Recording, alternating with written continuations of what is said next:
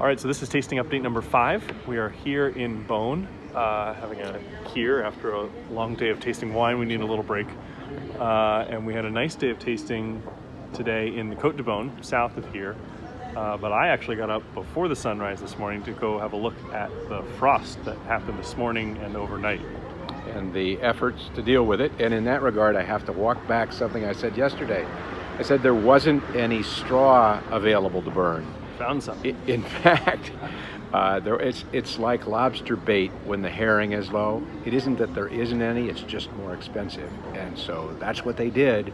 They spent a lot of money on straw bales to burn early this morning, and Tom went and saw them do it. It was just above freezing out on the vines this morning. A lot of winemakers had candles burning between the vines to ward off the frost.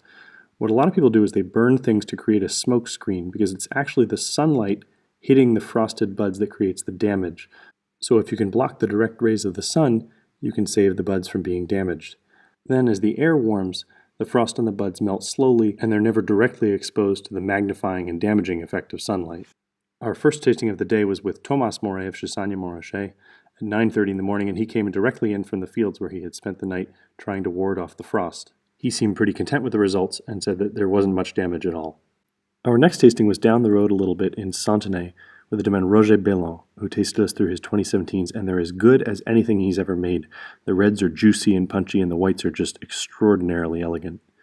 Finally, our last tasting of the day was with domain Boyer-Martineau in Meursault, who has this new technique of aging his wines for an extra year in these large concrete eggs. And the results there also speak for themselves, really remarkable stuff.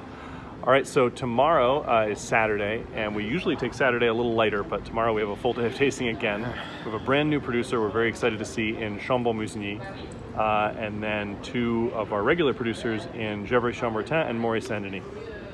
And by the way, those eggs you saw at the Domaine Boyer-Martineau, giving the 2017 vintage its second year of élevage, the wine is just super, really something to behold. It's going to be bottled in the next few months, so it's going to be good. So that's it for tasting update number 5, and we'll see you back here tomorrow.